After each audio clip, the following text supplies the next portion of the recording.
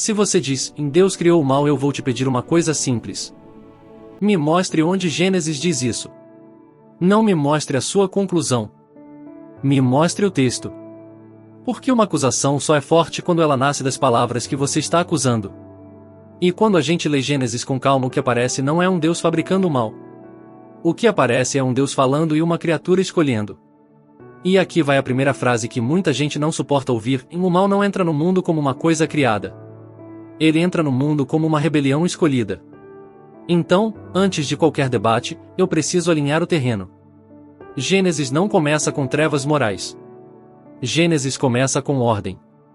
Começa com estrutura. Começa com um mundo que funciona. E isso importa porque existe um truque antigo nas objeções modernas: pegar a queda e fingir que ela é o ponto de partida. Não é. O ponto de partida é o que Deus criou e chamou de bom. O ponto de partida é um jardim com provisão, com trabalho, com comunhão, com beleza e, principalmente, com uma palavra clara. E aqui está o detalhe que destrói metade das desculpas: antes da queda, Deus fala. E o homem entende. Responsabilidade moral só existe onde existe compreensão real do mandamento. E em Gênesis 2, não há charada. Não há símbolo nebuloso. Não há manipulação. Deus diz: de toda árvore do jardim comerás livremente, mas da árvore do conhecimento do bem e do mal não comerás, porque no dia em que dela comeres, certamente morrerás. Presta atenção, a ênfase começa no pode, não no não pode. A primeira ênfase é liberdade. A abundância. Generosidade. E por isso eu digo sem medo, o Deus bíblico começa oferecendo, não confiscando. Agora, se alguém olha para isso e chama de armadilha, eu só consigo perguntar: e a armadilha onde? Deus falou claramente. Deus explicou a consequência. Deus não escondeu o limite. E aqui eu quero colocar um ponto exegético curto, mas mortal. No hebraico, certamente morrerás mostamut. Literalmente, é morrendo, morrerás. É um intensificador. Certeza absoluta e também início de processo. Ou seja, o texto já prepara o leitor para uma morte que começa naquele dia, mesmo que o corpo não caia morto no mesmo segundo. Agora segura isso. Porque essa frase vai voltar para assombrar uma objeção bem comum. E aqui vem a chave que une tudo, mas eu não vou te dar a chave cedo demais. Porque primeiro você precisa enxergar o problema com precisão. E o problema não é Deus criando o mal. O problema é a criatura tratando a palavra de Deus como insuficiente. Agora entra Gênesis 3. E o capítulo começa de um jeito que muita gente subestima. A serpente não chega com um grito de guerra.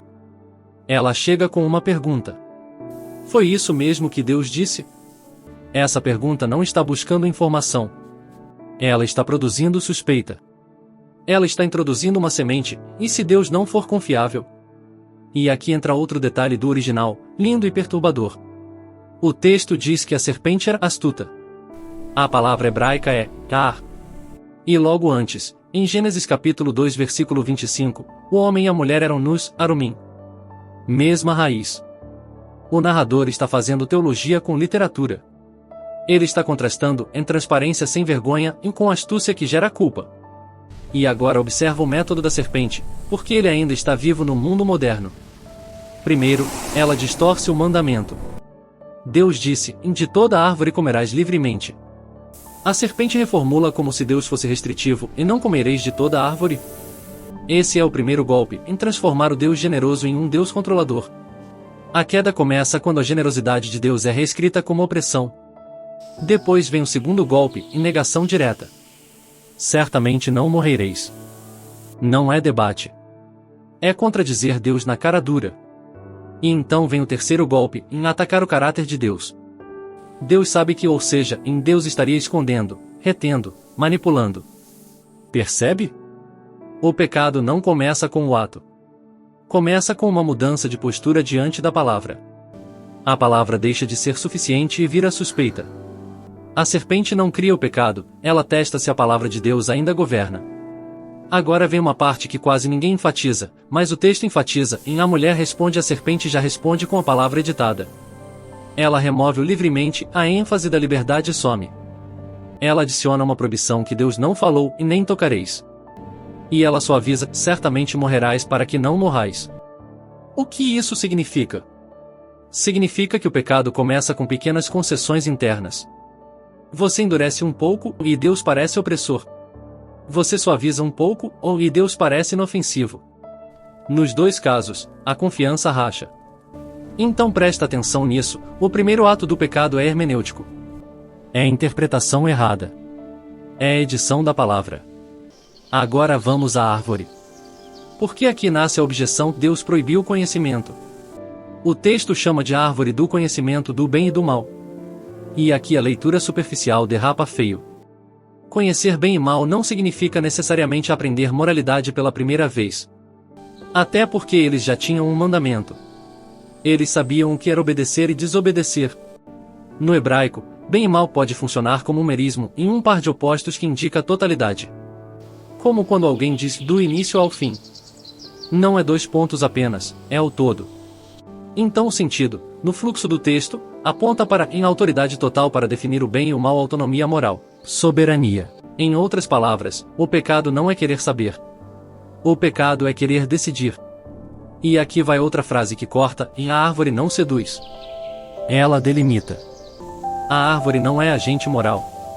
Quem fala é a serpente. Quem escolhe é a mulher. Quem acompanha é o homem. A árvore não engana ninguém. O texto não dá a ela voz, magia, poder. Ela é um marco de limite, aqui não, que revela se o ser humano confia. E quando o fruto é tomado, o narrador não descreve iluminação gloriosa. Descreve vergonha, medo, fuga. Os olhos se abrem, mas não para a divindade. Se abrem para a culpa. E agora entra a objeção clássica: mas eles não morreram naquele dia. Vamos ser honestos, se você reduz morte a coração parando imediatamente, você vai achar isso um furo. Mas o texto não reduz. Naquele dia surgem vergonha, medo, acusação, ruptura, expulsão. Naquele dia o acesso à árvore da vida é bloqueado. Naquele dia a mortalidade é decretada: em ao pó tornarás. E lembra do hebraico? Mostamut é morrendo, morrerás. Morte como certeza iniciada. Como processo. Como ruptura que começa agora e culmina depois. Então o que morre naquele dia? Morre a comunhão sem medo, morre a transparência. Morre a confiança. Morre o acesso ao símbolo da vida permanente. E aqui entra uma frase que gruda na mente: morte, em Gênesis, começa antes do túmulo. Começa quando a comunhão vira fuga. Agora você já tem um núcleo exegético, em Deus fala. A palavra é editada. A confiança quebra. O limite é transgredido. A morte entra como ruptura e como sentença. Isso não é Deus criando o mal. Isso é a criatura escolhendo a autonomia. E se alguém insiste, mas Deus permitiu, ótimo. Agora a gente entra na pergunta mais profunda. Agora eu vou dizer algo que muita gente não quer admitir. Boa parte das objeções ao problema do mal não são, no fundo, intelectuais. São morais. Elas querem uma coisa muito específica: justiça sem responsabilidade. Um universo onde você possa acusar sem prestar contas. Então vamos encarar a pergunta com seriedade. Se Deus sabia que o homem podia cair, por que criar um mundo assim? A resposta bíblica começa com um fato: o ser humano é criado como agente moral. Imagem de Deus não é enfeite. É a vocação. É a responsabilidade. Um ser moral precisa poder escolher. Sem escolha real, não existe obediência real, existe reflexo. Obediência forçada não é virtude. É a automação. E aqui vai uma frase que você pode jogar como martelo: em um mundo sem possibilidade de queda não é moral. É mecânico. Agora, alguém pode responder: mas se Deus sabia, então ele causou. Não. Isso é confundir presciência com autoria moral. Saber não é fazer. Prever não é praticar. Permitir escolha não é cometer o pecado no lugar do outro. E aqui a Bíblia fala de forma claríssima com Tiago. Tiago capítulo 1, versículo 13 ao 15 diz que Deus não tenta ninguém. E que cada um é tentado pela sua própria cobiça, pelo seu próprio desejo. O desejo concebe, gera pecado, e o pecado consumado gera morte. E aqui entra o grego, em Tiago usa, epitimia para desejo. O texto não diz que Deus cria esse desejo pecaminoso no sujeito. Ele diz que isso opera dentro do próprio homem. E que o processo é interno, em desejo, pecado, morte. Então, biblicamente, a origem do pecado não é Deus injetou o mal. A origem do pecado é a criatura abraçou a autonomia. E isso é confirmado pelo restante do Pentateuco e da narrativa bíblica. Em Deuteronômio, Deus põe diante do povo vida e morte, bênção e maldição, e diz: escolhe, pois, a vida. Em Josué, escolhei hoje a quem servais. O padrão bíblico é a escolha responsável diante da palavra de Deus. Agora, aqui vem um ponto que deixa muita gente desconfortável: quando alguém acusa Deus de mal, essa pessoa está usando uma régua moral objetiva. Ela está dizendo que algo é realmente errado, não apenas eu não gosto. Mas se Deus não existe, de onde vem esse realmente errado? Se tudo é só matéria e energia, mal vira apenas preferência. O universo não fica indignado. O universo não julga. O universo não escreve manifesto. A indignação moral pressupõe um padrão moral. E padrão moral absoluto não nasce do nada. Eu não estou dizendo isso para ganhar debate. Estou dizendo porque a própria objeção depende do que tenta negar e ela acusa Deus usando categorias que fazem mais sentido se Deus existe. Agora, volta pro texto de Gênesis. O capítulo 4 vem logo depois. E Deus diz a Caim algo assustadoramente direto: o pecado jaz à porta, mas a ti cumpre dominá-lo. Olha o que isso significa: o pecado é real, é ameaçador, é ativo, mas Caim ainda é responsável. Ele não é uma vítima programada. Ele é um agente moral. E isso desarma a tentativa de colocar a culpa toda em Deus como se Deus fosse autor do crime. Agora eu quero ser ainda mais claro: a Bíblia em Deuteronômio capítulo 32, versículo 4, chama Deus de justo. Ele é a rocha, cuja obra é perfeita, porque todos os seus caminhos são juízo justo e reto é. A Bíblia diz que Deus é puro e não tem prazer no mal. A Bíblia diz que Deus é luz, e nele não há trevas. Então, se alguém quer afirmar que Deus cria o mal, essa pessoa tem que fazer uma coisa: contradizer uma linha inteira da Escritura. E aqui entra a pergunta que confronta de verdade: por que você exige que Deus seja justo e ao mesmo tempo tenta destruir a ideia de responsabilidade humana? Porque sem responsabilidade, justiça vira piada. O problema do ateísmo aqui não é não acreditar. É querer o fruto da moralidade, indignação, justiça, culpa sem a raiz que sustenta. E é por isso que Romanos 1 é tão duro. Paulo não diz que o problema humano é falta de evidência. Ele diz que os homens suprimem a verdade. Trocam a glória do Criador por outra coisa. E isso não é só um erro lógico, é uma fuga moral. Então deixa eu dizer do jeito mais reto possível: a maior objeção contra Deus não é intelectual. É a moral. Não é falta de prova. É a rejeição de autoridade. Agora, se você ficou aqui até agora, você já tem o que precisa para entender a chave. Agora eu vou amarrar a Bíblia com a Bíblia. Porque Gênesis 3 não é um mito solto. É a fundação da história inteira. O Éden não é só um jardim. É um templo em miniatura, em presença, ordem, palavra, limite, vida. E quando a queda acontece, Deus julga. Mas Deus também promete. Em Gênesis capítulo 3, versículo 15, Deus fala de uma descendência que pisaria a cabeça da serpente. Isso é o fio que atravessa a Escritura: o mal entra pela desobediência e será derrotado pela obediência perfeita. Agora entra Romanos 5. Paulo diz que por um homem entrou o pecado no mundo e, pelo pecado, a morte, mas por um homem vem graça, justificação e vida. Ou seja, em Adão não é o fim. Adão é o início do conflito. O conflito culmina em Cristo. E aí entra Coríntios capítulo 15, o último Adão. O primeiro falha em um jardim. O segundo vence onde o primeiro caiu. E aqui você precisa ver a ironia santa do Evangelho. No Éden, o homem tenta ser como Deus. No Evangelho, Deus se humilha e assume nossa carne. No Éden, a criatura escolhe a autonomia. No Evangelho, Cristo escolhe a obediência. E o que isso prova? Prova que Deus não cria o mal, Deus o derrota. Se Deus fosse autor do mal, ele não precisaria julgá-lo. Mas ele julga. Se Deus fosse autor do mal, ele não precisaria redimir. Mas ele redime. E aqui vem uma frase que confronta sem gritaria: a cruz é a prova definitiva de que Deus não fabrica o mal, ele paga o preço para vencê-lo. O cristianismo não é uma filosofia confortável. É um veredicto. Ele diz: o problema está em nós, não em Deus. E por isso a acusação "Deus criou o mal" é tão tentadora, e ela permite apontar o dedo para cima e fugir do espelho. Mas Gênesis não te deixa fugir. Romanos não te deixa fugir. Tiago não te deixa fugir. Jesus não te deixa fugir. O texto diz: em Deus falou, que nós preferimos suspeitar. Deus delimitou. E nós chamamos limite de opressão. Deus advertiu. E nós chamamos consequência de injustiça. Deus ofereceu vida. E nós escolhemos autonomia.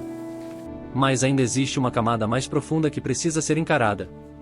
Quando falamos que o mal não é criado, mas escolhido, estamos dizendo algo que a Bíblia inteira confirma: o mal não tem existência independente. Ele é sempre parasitário. O mal não cria. O mal corrompe. O mal não constrói. O mal distorce. O mal não gera vida. Ele consome o que já foi criado. Isso é visível desde Gênesis até o fim da Escritura. Satanás não cria um mundo alternativo. Ele deturpa o mundo de Deus. O pecado não inventa uma nova ordem. Ele desorganiza a ordem existente. Isaías descreve o mal como trocar luz por trevas, bem por mal, doce por amargo. Sempre troca. Sempre distorção. Até em Jó, quando Satanás aparece diante de Deus, ele não age de forma autônoma. Ele opera dentro de limites estabelecidos. Isso é fundamental. O texto bíblico nunca apresenta o mal como força equivalente a Deus. Nunca apresenta o mal como princípio eterno rival. O mal é criatura caída, vontade rebelde, ordem distorcida. E isso importa porque desmonta outra suposição moderna, e a ideia de que bem e mal são forças equilibradas lutando no universo. Não são. O bem é original.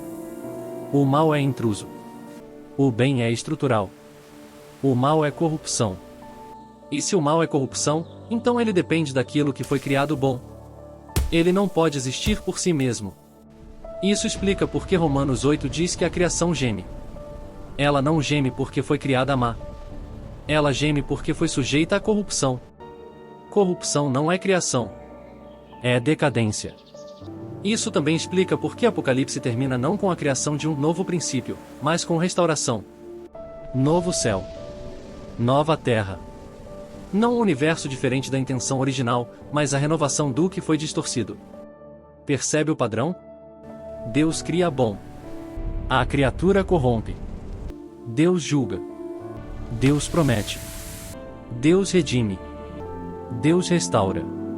Em nenhum ponto a narrativa bíblica apresenta Deus como autor do mal. Ela apresenta Deus como juiz do mal. E como redentor das vítimas do mal. Então, quando alguém diz que Deus criou o mal, essa pessoa não está apenas errando uma interpretação isolada de Gênesis. Ela está contradizendo o fio inteiro da revelação.